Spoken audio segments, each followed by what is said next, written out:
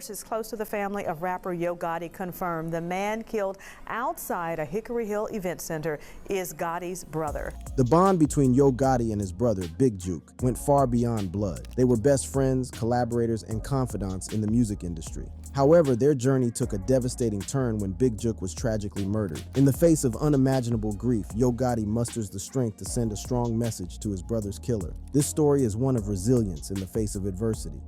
Yo Gotti stands tall.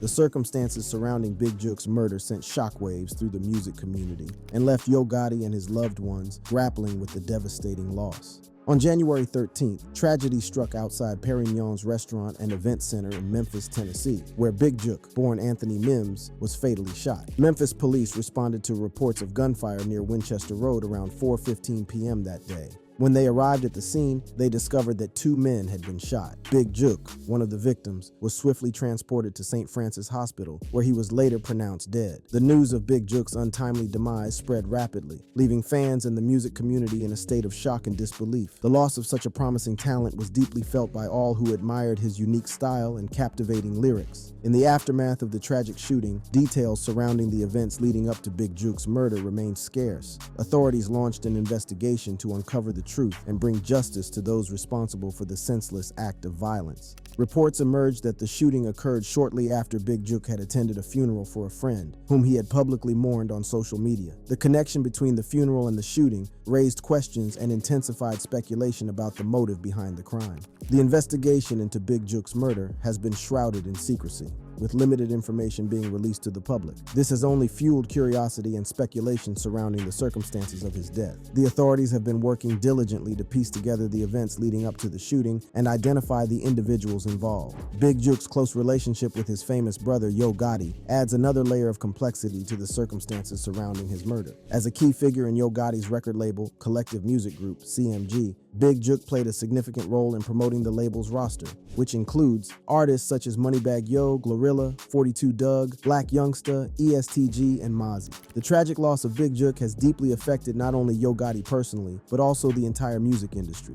His absence has created a void that is felt not just by his loved ones, but also by the artists and fans who admired his talent and anticipated his future contributions. In the aftermath of this shocking murder, there has been an outpouring of support from the music community and fans towards Yo Gotti and his family. People have come together to offer their condolences and stand by them during this incredibly difficult time. Artists and industry figures have used their platform to call for unity and an end to the violence that continues to afflict their communities. Rick Ross, a prominent figure in the music industry, delivered a powerful message of unity and empowerment specifically directed towards the city where Big Juke was tragically killed. He encouraged the community to set aside their differences and embrace love and support for one another.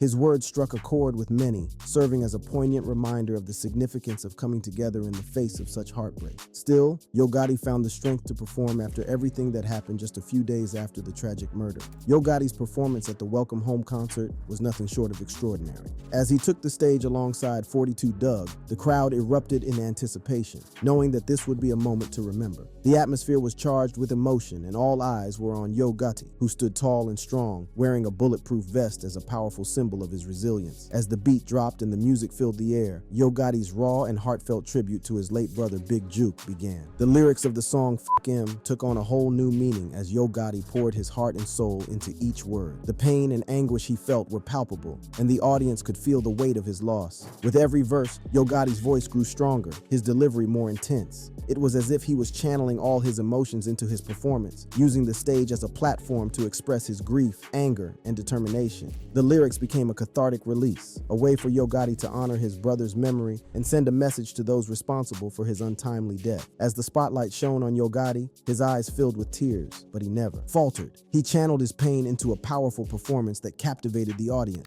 The crowd, moved by his vulnerability and strength, cheered him on, showing their support and solidarity. In that moment, it was clear that Yo Gotti's performance was more than just a show. It was a deeply personal and emotional journey, a way for him to heal and find solace in the midst of tragedy. The bulletproof vest he wore was a visual representation of his defiance, a statement that he would not be silenced or intimidated by the violence that took his brother's life. As the song reached its climax, Yo Gotti's voice soared, filled with a mix of sorrow and determination. The audience, caught up in the intensity of the moment, couldn't help but be moved by his performance. It was a cathartic experience, a shared moment of grief and resilience. When the final note faded away, The crowd erupted in thunderous applause, a testament to the impact of Yo Gotti's tribute. He had bared his soul on that stage, and the audience had witnessed something truly extraordinary. It was a performance that would be etched in their memories forever. Yo Gotti's emotional tribute to his brother during the performance was a powerful reminder of the strength of the human spirit. It was a testament to the power of music to heal and unite, even in the face of unimaginable loss. Through his artistry, Yo Gotti had created a moment of catharsis, a space for healing and remembrance. As the concert continued, the energy in the venue remained electric. The audience, inspired by Yo Gotti's resilience, embraced the music and the message it carried. It was a night of celebration, of honoring the lives lost and finding hope in the midst of darkness. The tragic murder of Yo Gotti's brother, Big Juke, had a profound impact on both his personal and professional life. The loss of a loved one is always devastating, but for Yo Gotti, it was a life-altering event that shook him to his core. Big Juke, born Anthony Mims, was not only Yo Gotti's brother, but also a vital part of his record label, Collective Music Group, CMG. Their bond extended beyond family ties, as Big Juke played a significant role in promoting CMG's roster of talented artists. He was instrumental in the success of artists like Moneybagg Yo, Glorilla, 42 Dugg, Black Youngsta, ESTG, and Mozzie. The tragedy of Big Juke's murder sent shockwaves through the music industry and the community. Yo Gotti, known for his strong and resilient persona, was faced with an unimaginable loss. The pain and grief he experienced were immeasurable, and it took a toll on his personal well-being. In the wake of his brother's death, Yo Gotti retreated from the public eye, seeking solace and time to process his emotions. He chose not to publicly comment on his brother's murder on any of his social media platforms, keeping his grief private. This decision reflected the deeply personal nature of the tragedy and the need for Yo Gotti to navigate his grief in his own way. Professionally, the loss of Big Juke left a void within CMG. His contributions on the business front were invaluable, and his absence was deeply felt. The label had to regroup and find ways to move forward without his guidance and expertise. It was a challenging time for Yo Gotti and the entire CMG family as they mourned the loss of a beloved member and adjusted to a new reality. Despite the immense pain he was experiencing, Yo Gotti made the courageous decision to return to the stage at the Welcome Home concert. His performance in a bulletproof vest was a testament to his strength and determination to continue his music career despite the tragedy that had befallen him. Yo Gotti and Big Juke shared a bond that surpassed mere brotherhood. They were inseparable best friends, trusted confidants, and collaborative partners in the music industry. From an early age, they both harbored a shared enthusiasm for music, harboring dreams of achieving great success in the industry. Growing up in the challenging streets of Memphis, Tennessee, Yo Gotti and Big Juke leaned on each other for support and guidance. Despite facing numerous challenges, their steadfast determination and love for music motivated them to persevere. They dedicated countless hours to refining their skills, crafting lyrics, and perfecting their distinctive styles. For them, music wasn't just an outlet, it was a medium for self-expression and storytelling. It evolved into their unique language, transcending ordinary words. Their music became a vessel through which they navigated life's complexities and conveyed their personal experiences. Embarking on their musical journey, Yo Gotti and Big Juke formed an electrifying duo. Their complementary strengths and undeniable chemistry created a captivating atmosphere both on and off the stage. Yo Gotti's raw and intense delivery harmonized seamlessly with Big Juke's smooth and melodic flow, resulting in a distinctive blend that set them apart in the industry. Their connection extended beyond music. Yo Gotti and Big Juke were brothers in the truest sense. Their deep love and understanding, unique to siblings, provided unwavering support through thick and thin. Big Juke, more than just a brother, served as a mentor and role model, believing in Yo Gotti's talent long before the world took notice. Together, they produced hit songs that resonated with fans globally, offering raw and honest reflections of their lives. Their lyrics addressed the harsh realities of their environment, shedding light on the struggles they faced. Through music, they became advocates for the voiceless, highlighting the issues plaguing their community. Beyond the professional realm, their brotherly bond saw them through life's highs and lows. Celebrating successes and providing steadfast support during challenges, they confided in each other, sharing hopes, dreams, and fears. Big Juke's influence on Yo Gotti's life was profound, shaping him into the artist and individual he became. Their journey faced setbacks and hardships, yet their shared passion for music propelled them forward. Music became a sanctuary where they could channel emotions and experiences authentically. Tragically, Big Juke's untimely death left an irreplaceable void, forcing Yo Gotti to navigate grief while honoring his brother's memory. In the aftermath of this tragedy, Yo Gotti's commitment to continuing their musical journey became even more significant. It wasn't just a tribute to Big Juke, it was a way of keeping his spirit alive. Yo Gotti's determination to carry on their musical legacy stands as a testament to the enduring strength of their connection. But with the death of rappers like Big Juke allegedly involved with dangerous crews, there's so much speculation about what could have caused their deaths. For Big Juke, it's Young Dolph's crew that everyone's eyes are on. Before you say anything, hear me out. The devil's in the details. The feud between Yo Gotti, Young Dolph, and Big Juke has captivated the Memphis hip-hop community and sparked intense speculation and conspiracy theories. In this shocking tale of rivalries and alliances, we delve into the deep-rooted tensions that led to a series of dramatic events. Yo Gotti, a prominent Memphis rapper and record label mogul, clashed with Young Dolph, a rising star who decided to pursue his own path rather than signing with Gotti's label. The tension between Yo Gotti and Young Dolph began when Gotti expressed interest in signing Dolph to his label. But Dolph, confident in his own abilities, made the bold decision to bet on himself and declined Gotti's offer. This choice set the stage for a brewing conflict between the two artists. In February 2016, the feud took a public turn when Young Dolph announced that his upcoming album would be titled King of Memphis. This move raised eyebrows as Yo Gotti had long referred to himself as the King of Memphis. Dolph's album title seemed like a direct challenge to Gotti's claim to the throne. While Gotti remained silent on the matter, the Memphis hip-hop scene and the larger rap community couldn't help but speculate about the brewing rivalry. Many believed that Dolph's album title was a deliberate provocation aimed at dethroning Gotti as the top rapper in Memphis. The tension escalated further when Yo Gotti's artist, Black Youngsta, entered the fray. In a now infamous Instagram video, Youngsta insulted Young Dolph, questioning his claim of being the king of Memphis and challenging him to speak up if he had any problems. Youngsta's harsh words and threats added fuel to the fire, intensifying the feud. The conflict reached its peak when Black Youngsta and his crew made a bold move, visiting Young Dolph's neighborhood in Memphis with guns. While Dolph managed to avoid a direct confrontation, the incident showcased the seriousness of the feud and the potential for violence. Throughout the escalating tensions, Yo Gotti remained relatively silent, choosing not to publicly address the situation. However, the actions of his artist and the mounting pressure from the rivalry undoubtedly added to the strain between the two rappers. As the feud continued to unfold, Young Dolph released a song titled Play With Yo Bitch, which took direct aim at Yo Gotti. The song contained strong and disrespectful lyrics, including insults about Gotti's child's mother. This further escalated the conflict and solidified the animosity between the two artists. Despite the escalating tensions, Yo Gotti responded in a different manner. Instead of releasing a diss track or engaging in a public war of words, Gotti chose to showcase his connections and success in the industry, highlighting his collaborations with big names like Jay-Z and L.A. Reid.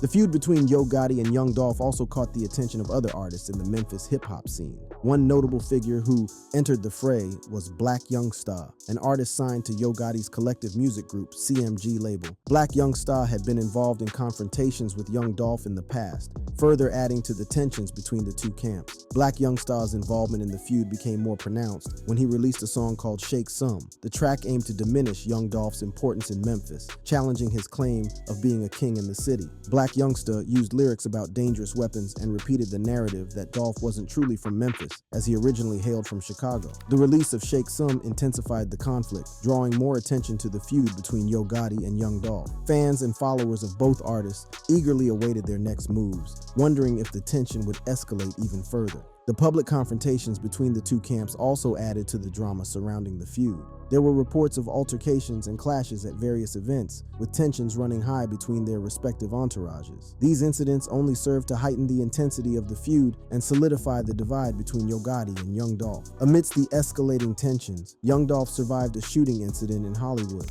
His car, equipped with bulletproof protection, saved him from harm. Remarkably, Dolph even performed his anti-Gotti song on stage that same night, demonstrating his fearlessness and determination to stand his ground. The shooting incident further fueled speculation and conspiracy theories surrounding the feud. Rumors circulated that Yo Gotti might have been involved, given that both rappers were staying at the same hotel and a fight had broken out between their respective groups. However, the police later clarified that Yo Gotti was not implicated in the shooting. The feud between Yo Gotti and Young Dolph had far-reaching consequences, not only for the two artists, but also for the Memphis hip-hop community as a whole. It highlighted the intense rivalries and divisions within the city's rap scene, with allegiances and loyalties being tested. As the feud continued to unfold, the stakes would become even higher, leading to tragic events and a shocking loss. Big Jook, a prominent figure associated with Yo Gotti's record label, Collective Music Group, CMG, held a significant presence within the Memphis hip-hop community. Although his specific role within CMG remains undisclosed, industry insiders suggest that he played a crucial part in talent scouting, project management, and promoting the label's artists. A sense of tragedy enveloped the community when Big Jook was tragically shot and killed outside a restaurant in Memphis's Hickory Hill area. The shocking incident left many in disbelief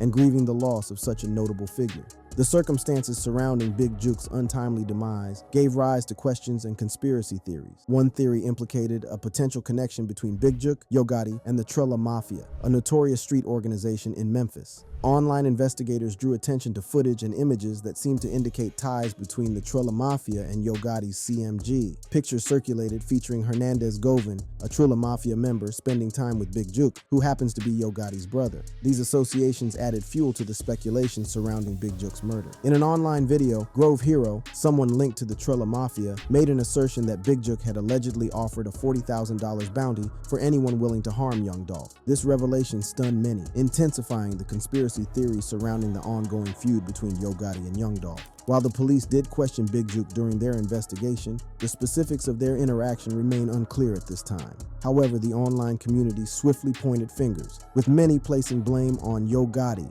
Big Jook, and CMG for the unfortunate demise of Young Dolph. The tragic loss of Big Jook and the subsequent conspiracy theories sent shockwaves throughout the Memphis hip-hop community. It raised serious questions about the extent to which rivalries and tensions can escalate, leaving everyone to contemplate the consequences. It's vital to acknowledge that while these theories and speculations have spread widely, the actual truth behind Big Jook's death and the involvement of various individuals remains unknown.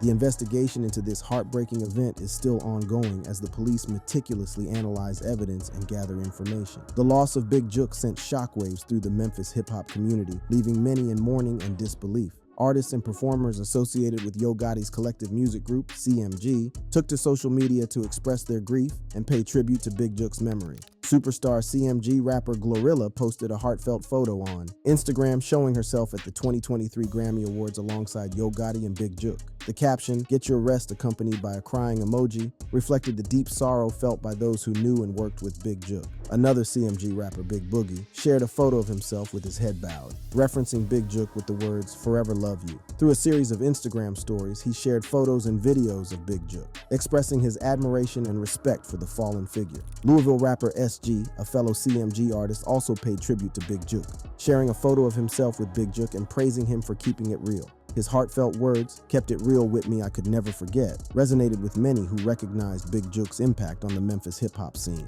The loss of Big Jook not only affected those directly involved with CMG, but also reverberated throughout the wider Memphis hip-hop community. Fans, fellow artists, and industry insiders mourned the tragic loss, recognizing the void left by Big Jook's absence. As the Memphis hip-hop community grappled with the loss, the investigation into Big Jook's death continued. The Memphis Police Department analyzed video footage and gathered evidence in an effort to uncover the truth behind this devastating event. Deputy Chief Paul Wright, during a press conference, acknowledged the ongoing investigation but stated that no suspect had been identified at that time. The police were analyzing surveillance video and working diligently to determine the circumstances surrounding Big Jook's death. The investigation also sought to shed light on the potential motives behind the tragic event. While initial speculation and conspiracy theories circulated, it is crucial to note that the exact details and connections between Big Jook's death, Yo Gotti, and the feud with Young Dolph remained uncertain. However, let me play devil's advocate for a bit and law down some facts about Trilla Mafia, CMG, and Paper Route Empire,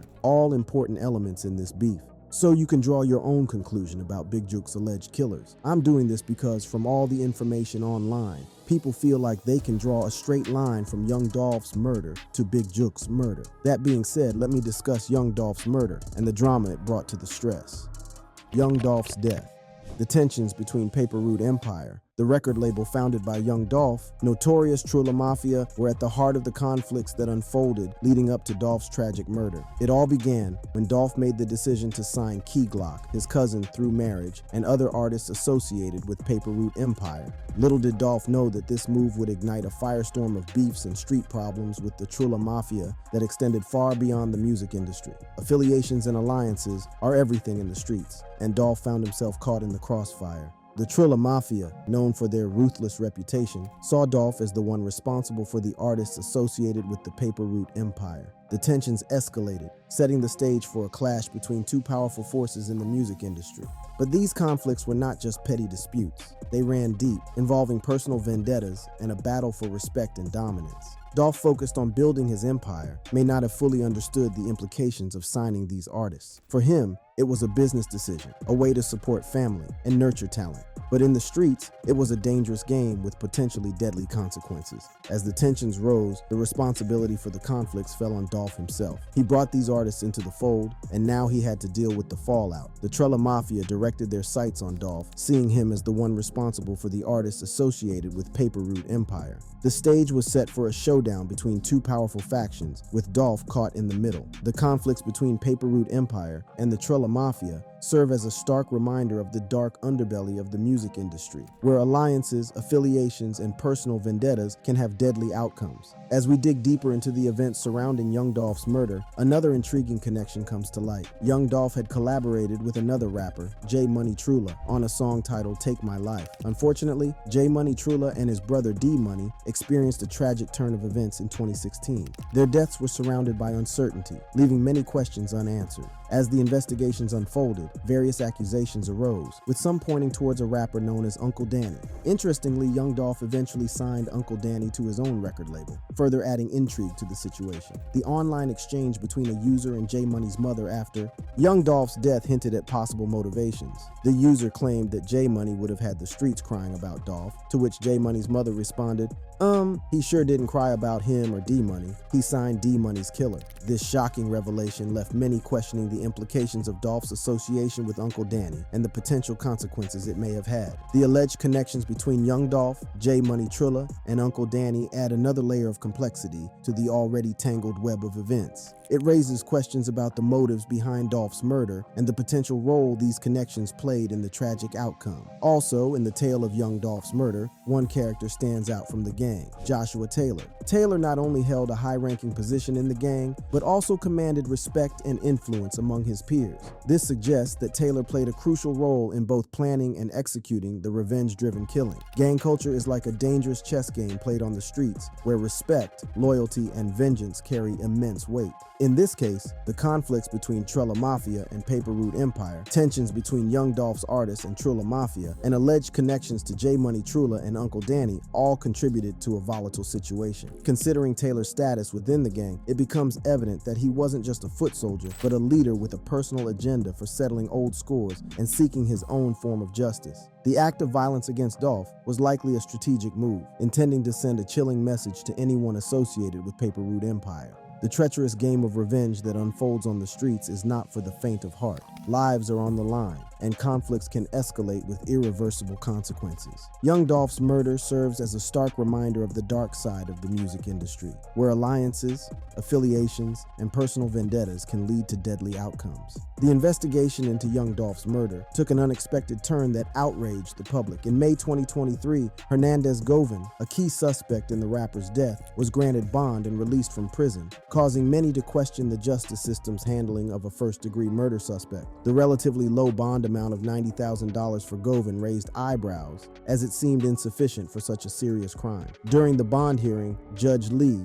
Coffey made an interesting comment, suggesting that the state had gained more clarity on Govan's role in the alleged conspiracy, and that there were medical and safety concerns supporting alternative custody arrangements. The mention of safety hinted that Govan might be at risk while in jail. Understandably, the public was frustrated and struggled to comprehend this decision. How could someone accused of such a heinous crime be granted bond? Many questioned the fairness of the justice system and whether it truly prioritized the interests of the victims and their families. However, two key points should be considered. First, Govan is under house arrest and can only leave his residence for medical emergencies or attorney meetings. Second, and perhaps most importantly, the family of Young Dolph supports the state's recommendations and actions. Their stance carries significant weight and adds complexity to the situation. While Govan's release on bond may provoke controversy, it's important to remember that the legal process is ongoing. The The truth will continue to unfold as the case progresses. We hope that justice prevails and the responsible individuals are held accountable for their actions. On a different note, Justin Johnson and Cornelia Smith, two other suspects in young Dolph's murder, have been denied bond, remaining in custody as the legal process unfolds. Of the two, Johnson has attracted more attention, mainly because it was discovered that he was also an aspiring rapper